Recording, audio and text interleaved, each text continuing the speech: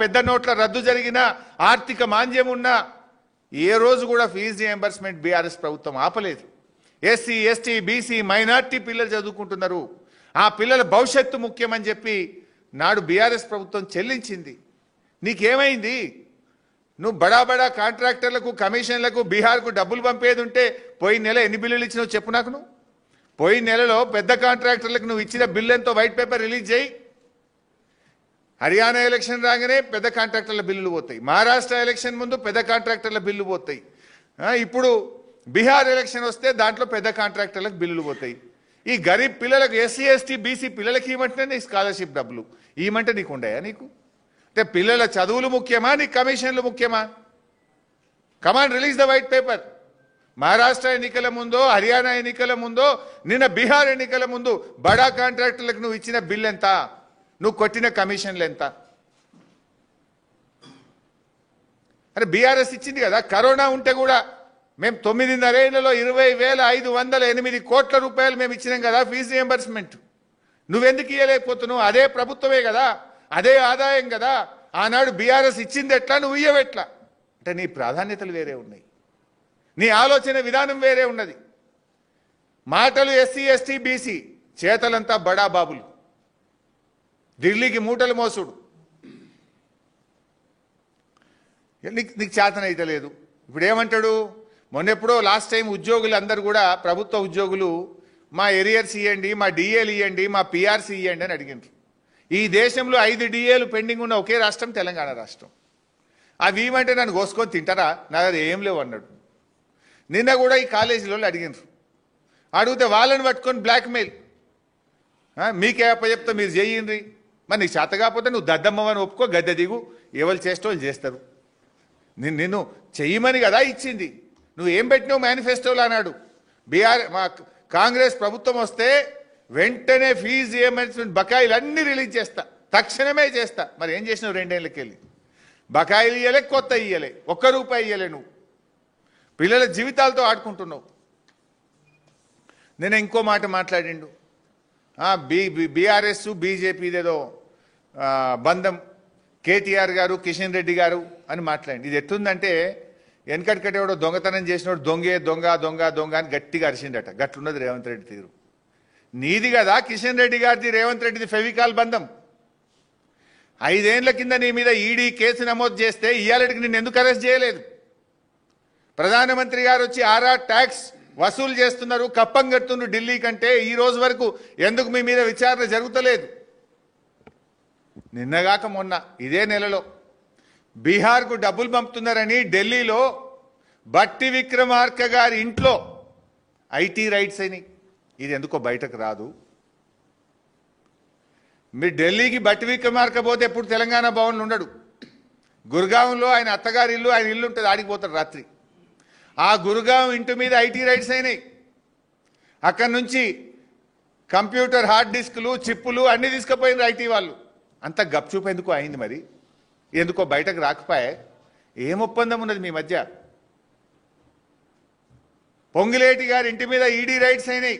3 రోజులు సెర్చ్ చేసిండ్రు. లోపలికి డబ్బులు లెక్క పెట్టే మిషన్లు పోయినాయి, టీవీలలో అందరు చూపించిండ్రు. మరి ఏమైంది? అంత గప్చూపు అయిపోయింది. బయటకు ఎందుకో రాదు ముచ్చట. ఏం దొరికింది, ఎంత దొరికింది, ఏం సీజ్ చేసిండ్రు? ఈడీ ఎందుకో అందరిది స్టేట్మెంట్ ఇస్తుంది, కానీ పొంగిలేటి గారి ఇంటి మీద ఎందుకో స్టేట్మెంట్ ఇయ్యది. ఢిల్లీలో ఐటీ రైట్స్ మరి ఎందుకు బయటకు వస్తలేవు? ఏంది అంటే దీన్ని బట్టి అర్థమవుతుంది ఏంది? రేవంత్ ప్రభుత్వానికి బీజేపీతో ఫెవికాల్ బంధం ఉంది, బడే బై చోటే బై బంధం ఉన్నది. బీజేపీతో అంటగాగేది నువ్వు, బీజేపీతో చీకటి ఒప్పందాలు ఉన్నాయి నీకు. ఢిల్లీ పోతే చీకట్ల కార్లలో తిరిగేది నువ్వు, ఎవరోని కలిసేది ఆల్రెడీ వస్తూనే ఉన్నాయి బయటకు. మళ్ళీ మా మీద అబాండాలు ఇస్తావా నువ్వు? కాళేశ్వరం కూలింది అంటాడు. అరే బీఆర్ఎస్ ప్రభుత్వం వచ్చినాక 2014-15లో మా ప్రభుత్వం వచ్చినాడు ఈ రాష్ట్రంలో వరి ధాన్యం ఉత్పత్తి 68 లక్షల మెట్రిక్ టన్నులు. 2014-15లో వరి ధాన్యం ఉత్పత్తి 68 లక్షల మెట్రిక్ టన్నులు. 2022-23 సంవత్సరంలో 2,70,00,000 మెట్రిక్ టన్నుల వరి ధాన్యం ఉత్పత్తి అయింది. ఏమన్నా మంత్రం వేస్తేనో మాయం వేస్తే వస్తుందా? ఉచిత కరెంట్ ఇచ్చినాము, మిషన్ కాకతీయలో చెరువులు బాగు చేసినాము, పెద్ద ఎత్తున చెక్ డ్యాంలు నిర్మించినాము, మహబూబ్ నగర్లో పెండింగ్ ప్రాజెక్టులు పూర్తి చేసినాము, భక్త రామదాస్ ప్రాజెక్టు కట్టినాము, అదేవిధంగా ఎస్ఆర్ఎస్పి స్టేజ్ 2 పనులు పూర్తి చేసినాము, ఎస్ఆర్ఎస్పి స్టేజ్ 1 మోడర్నైజేషన్ చేసినాము, కాళేశ్వరంలో ఎన్నో రిజర్వాయర్లు నిర్మించినాము. ఇట్లా ఎన్నో పనులు చేసి అద్భుతంగా వ్యవసాయ రంగంలో దేశంలోనే నంబర్ 1గా తెలంగాణ నిలబెట్టింది బీఆర్ఎస్ ప్రభుత్వం. కాళేశ్వరం కూలింది అంటాడు. మళ్ళీ నిన్న ప్రెస్ మీట్లు ఏమంటుండు, హైదరాబాద్కు 20 టీఎంసీల గోదావరి జలాల తరలింపుకు ప్రణాళిక చేశాం. ఇవాళ ఏదో పేపర్ చదివిన హెడ్డింగ్ ఉండే, హైదరాబాద్కు 20 టీఎంసీల గోదావరి జలాల తరలింపుకు ప్రణాళిక. ఎక్కడికి వస్తున్నాయి గోదావరి జలాలు? మల్లన్న సాగర్ నుంచి మూసీకి 20 టీఎంసీలు తెస్తాను. మల్లన్న సాగర్ ఎవరు కట్టిర్రు? కాళేశ్వరంలో అంత భాగం కాదా? మల్లన్న సాగర్ కట్టింది కేసీఆర్ కాదా? ఏడికెళ్ళి వస్తుంది మరి? కాళేశ్వరం కూలితే నువ్వు 7,000 కోట్లతోని మల్లన్న సాగర్కి వెళ్ళి హైదరాబాద్కు నీళ్ళు ఎట్లా తెస్తున్నావు? మల్లన్న సాగర్ కట్టింది కేసీఆర్ కాదా? అంత మాయా మచ్చింద్రం చేసి నోరుంది కదా అని నోటికి వచ్చినట్టు మాట్లాడితే ప్రజలు అంత అమాయకులు అనుకుంటున్నావా నువ్వేమన్నా? ఇప్పుడు కాళేశ్వరం అంటే ఏంది బైసాబ్? కాళేశ్వరం అంటే Medigadda barrage, Kannepalli pump house, Annaram barrage, Saraswati pump house, Sundilla barrage, Parvathi pump house, Nandimedaram reservoir, Nandimedaram pump house, Gayatri pump house, Rampur pump house, Rajeswarapet pump house,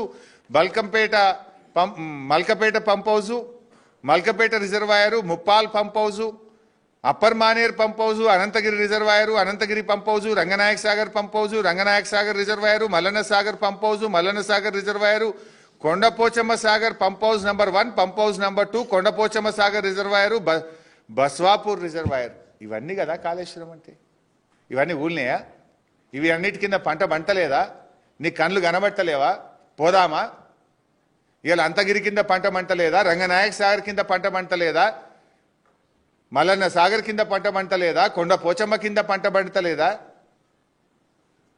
పంట పండేది నిజం, రైతులకు తెలుసు కదా. నువ్వు ఈడ కూర్చొని కాళేశ్వరం కూలిందని గవే ప్రతిపక్షంలో చెప్పినప్పటి చిల్లర మాటలే రాష్ట్ర ముఖ్యమంత్రిగా గదే అబద్ధపు గోబల్స్ మాటలు మాట్లాడుతున్నావు నువ్వు. నిన్న ఇంకో మాట మాట్లాడిండు సెక్రటేరియట్ గురించి. సెక్రటేరియట్ అనేటువంటిది అంబేద్కర్ గారి స్ఫూర్తి దీపిక. అసలు అంబేద్కర్ పేరుంది నీకు ఇష్టం లేనట్టుంది, అందుకే సెక్రటేరియట్ పోతలేడినా. అంబేద్కర్ పేరు మీద ఉన్న సెక్రటేరియట్ పోవడానికి నీకు ఏం కష్టమవుతుంది? నెలకొక్క నడిపోతలేవు నువ్వు.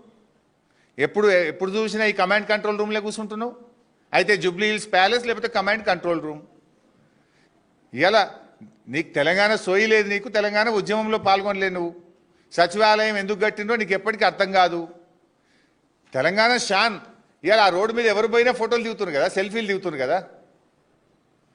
తెలంగాణ ప్రజలు, వివిధ రాష్ట్రాల ప్రజలు ఎవరు వచ్చినా ఈ సెక్రటేరియట్ను చూసి అబ్బురపడి తెలంగాణ గౌరవం పెరిగింది, తెలంగాణ ప్రతిష్ట పెరిగే విధంగా కేసీఆర్ తెలంగాణ పరిపాలన సౌధాన్ని నిర్మించింది బీఆర్ఎస్ ప్రభుత్వం. ఆ సెక్రటేరియట్లో నువ్వు మొత్తం ఇజ్జద్దిస్తున్నావు.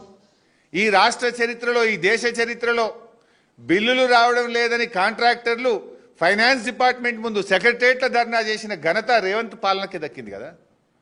ఇవాళ ఆ బ్రోకర్లు మొత్తం పైరవికారులు 10%, 12%, 14% వశపడక కాంట్రాక్టర్లు ఫైనాన్స్ డిపార్ట్మెంట్ ముందు ధర్నా చేసింది కదా. రోషయ్య గారు లాంటి హేమీలు ఫైనాన్స్ మినిస్టర్గా పనిచేసిండ్రు. ఈ రాష్ట్ర చరిత్రలో ఉమ్మడి రాష్ట్రంలో కానీ తెలంగాణ రాష్ట్రంలో కానీ ఏనాడైనా ఫైనాన్స్ డిపార్ట్మెంట్ ముందు కాంట్రాక్టర్లు ధర్నా చేసిన చరిత్ర ఈ దేశంలో, ఈ రాష్ట్రంలో ఉందా? ఎవరు అడిగినా 12%, 30%, 20% గవర్నమెంట్ అంటారు. ప్రధానికి రేట్ పెట్టారు మీరు 12 to 30%. ఇంకా నువ్వు మాట్లాడతావు.